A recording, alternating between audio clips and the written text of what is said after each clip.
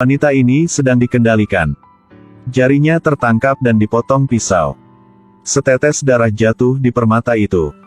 Pada saat ini, lampu merah bersinar di mana-mana. 7 naga emas merasakan panggilan kekuatan ilahi, semuanya menjadi hidup. Daun kristal es perlahan terbuka. Secara bertahap mengungkapkan hati berlian yang brilian. Batu ini milik Qin Shi Huang. Seorang pria sedang membuka peti mati seorang kaisar kuno. Setelah itu, prajurit kultus yang memegang obat suci melangkah maju selangkah demi selangkah. Dia ingin menghidupkan kembali Qin Shi Huang. Tapi dia tidak percaya itu. Orang yang terbaring di peti mati itu jelas-jelas seorang Tai Giam. Tiba-tiba seseorang terbang masuk. Batu itu mengenainya, menyebabkan obat suci jatuh. Tetes obat suci secara tidak sengaja menempel pada prajurit dan kuda terakota. Tidak ada yang bisa berpikir. Pria terakota ini tiba-tiba retak tengkoraknya.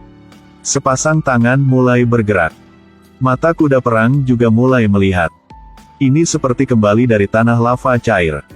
Kuku kaki besi yang diinjak-injak di tanah perlahan bergerak tidak normal. Tidak ada yang tahu apa yang terjadi. Cuman melihat tangan manusia terentang. Detik berikutnya.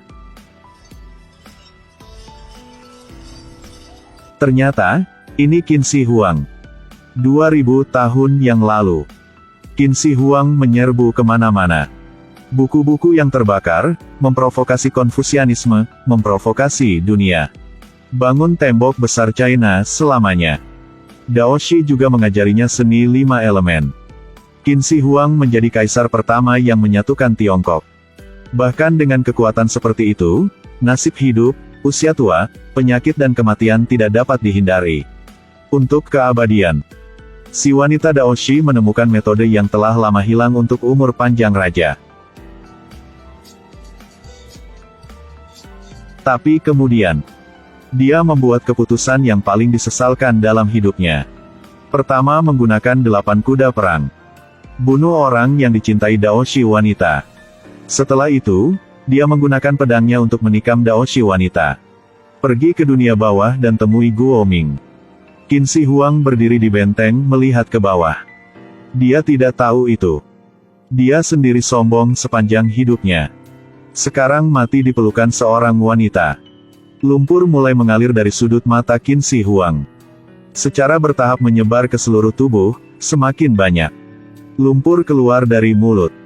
Kutukan menutupi seluruh tubuhnya, api menyebar dengan kuat ke seluruh tubuhnya.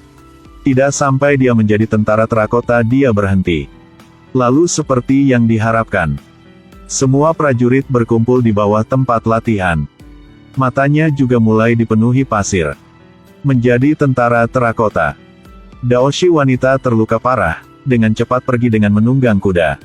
Sebelum pergi, dia menasihati semua orang. Jangan pernah angkat kutukan pada tentara terakota ini. Jika Qin Shi Huang dihidupkan kembali, dunia akan berada dalam kekacauan.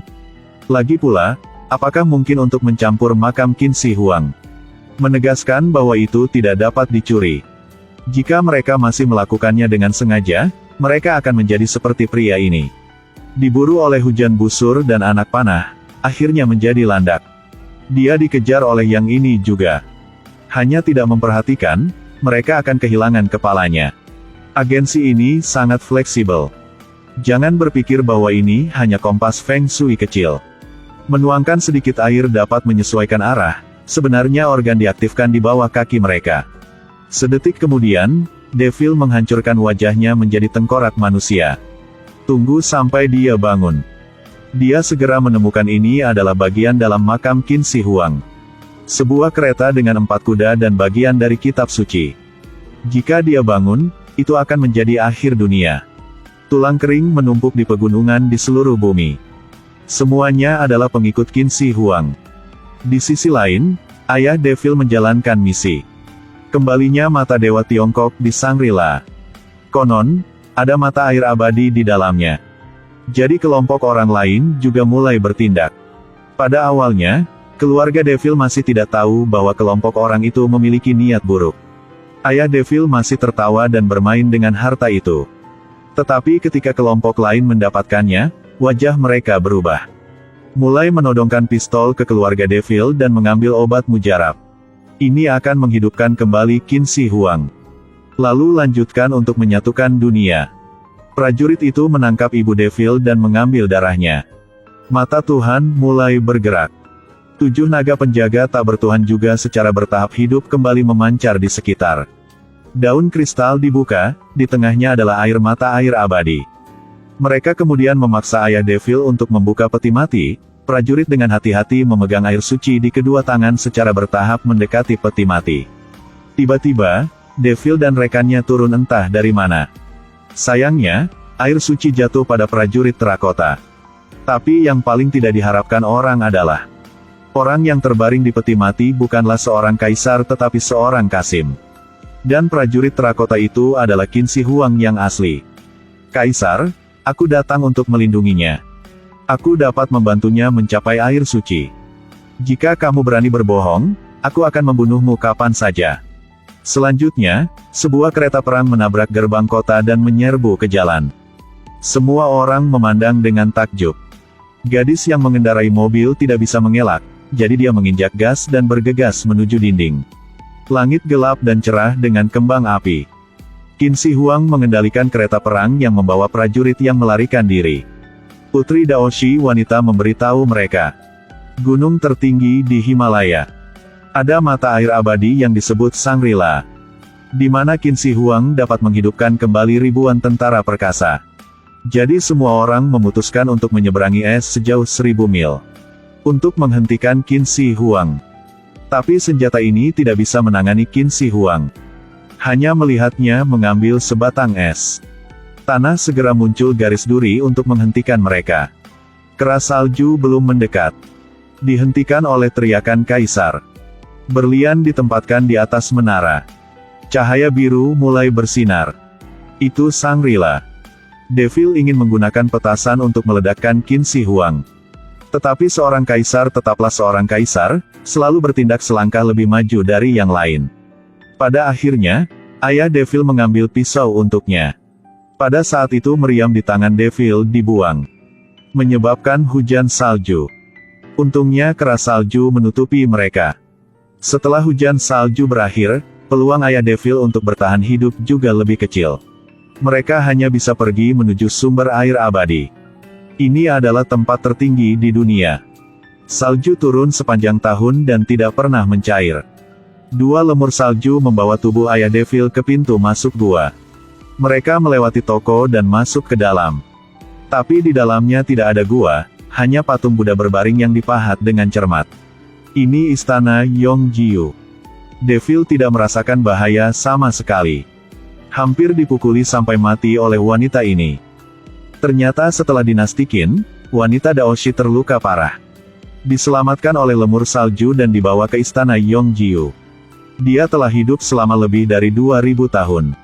Devil juga tidak bisa mempercayainya. Wanita muda cantik di depanku ini adalah seorang wanita berusia 2000 tahun. Devil dengan sopan tersenyum malu-malu. Sangat cepat, ayah Devil juga diselamatkan. Dan pada saat ini, Qin Shi Huang juga berlari ke tempat itu. Tembakan bola api besar ke arah ibu dan anak perempuan Daoshi, 2 wanita terluka parah. Lalu dia mengambil pisau dari tanah. Lepaskan kulit terakota luar. Dan selangkah demi selangkah menuju arus keabadian. Ini adalah bagaimana seorang kaisar kuno dihidupkan kembali. Di danau muncul 3 wajah. Kemudian, naga berkepala 3 bangkit dari tanah. Ketika naga melihat seorang pria, ia menyemburkan api dan membakarnya. Ketika ia melihat seorang wanita, ia menculiknya. Lalu naga itu melebarkan sayapnya dan terbang menjauh. Akhirnya, itu terbang ke patung batu. Bertahap menjadi manusia. Pada saat ini, tanah tiba-tiba muncul banyak depresi. Jutaan tentara berbaju besi bangun dari tidur nyenyak. Qin Shi Huang dan puluhan ribu tentara akhirnya dihidupkan kembali. Di sisi lain, Daoshi wanita memegang buku surgawi dan perlahan membukanya. Tiba-tiba tanah bergerak dengan keras. Kerangka kering yang tak terhitung jumlahnya mati secara tidak adil. Terbangun dari kaki tembok besar.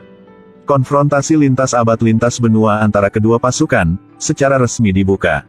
Meluncurkan panah, hujan panah jatuh melintasi langit. Kerangka kering jatuh satu persatu. Tapi mereka bahkan tidak hidup. Agar anak panah tidak membuat mereka takut. Terjadi huru-hara. Kedua belah pihak sangat agresif.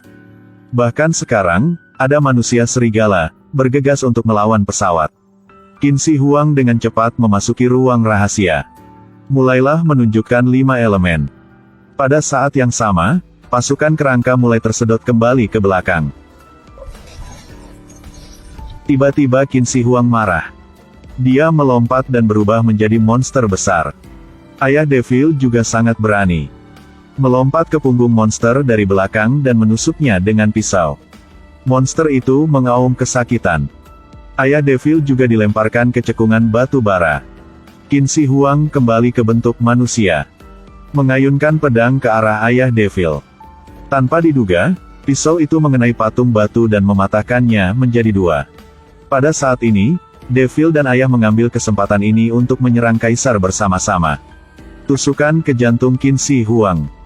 Kemudian seluruh tubuhnya terbakar. Mata dipenuhi dengan percikan api, akhirnya runtuh.